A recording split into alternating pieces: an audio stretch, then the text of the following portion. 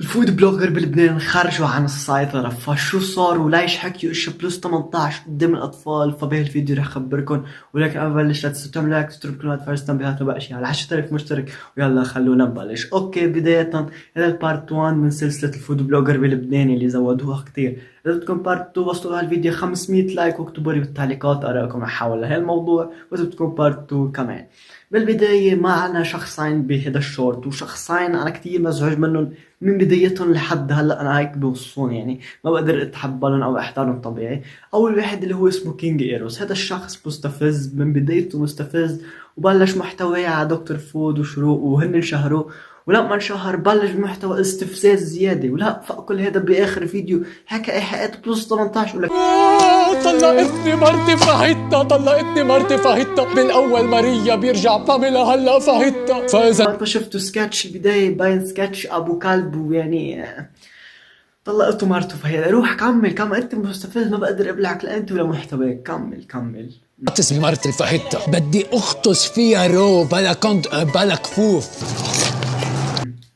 خدوا لكم على هالشغله يا عمي، في اطفال بتتابعك. خليني افسر لك اوضح انه في اطفال تحت ال 18 بتتابعك، وما بعرف هالفئه من الاطفال ليش حبته على المحتوى المستفز، وبيعمل الناس كانه عن جد هو ملك. بقول لك انت ولا ملك ولا من يحزنون، بقول لك انت ملك بكلاش رويال ما بيحطوك. عشت يعني كذب الكذبة وصدقه ومشي فيه انه عن جد انا الملك ايرس اقول باكل شلي الخاتم وشلي وحطه. لك انت مستفز والمطاعم بهيك مسكين حالهم قبل ما يشمطوك كف. فلا نروح على الشخص التاني. هذا من بدايته انا هيك من اول ما نزل الفيديو هيك حسيت تخيل انه هذا الشخص في شي غلط، يعني بمحتواه في شي غلط. ف شوفوا الفيديو. هيدا المطعم ما بيتاكل، مطعم صار له فاتح بس شهر، حبيت جربه، اسمه ملك التويستر. طلبت من عنده وحده تويستر وعلبه بطاطا. بسم الله. هلا ما بعرف طيبه بنفس الوقت منه طيبه، فيها طعمه غريبه. خلينا نجرب بعد لقمه. يعني اول لقمه بتحسها كثير طيبه، ثاني لقمه بتحسها طعمتها غريبه. صراحه ما كثير عجبتنا. نجرب الفرايز.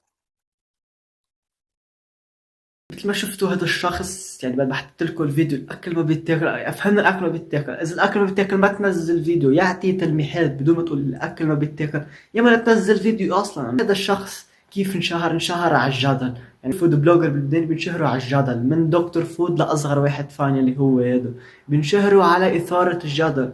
وهذا كيف انشهر ووصل لهون. هذا الشخص كمان عامل فكرة واحد فود بلوجر قديم، عمل انه بيجيب بيطبخ هو بالبيت وبيقول الاكل ما بيتاكل ومدري ايه. بتصير العالم تهاجمه، فبيرجع بينزل فيديو اعتذار وانا عن اختبركم ومدري ايه. الفكرة نجحت معه وضربت. نزل هيك فيديوهات لانه محتواك مستفز. واذا بدكم بارت 2 اكتبوا لي بالتعليقات.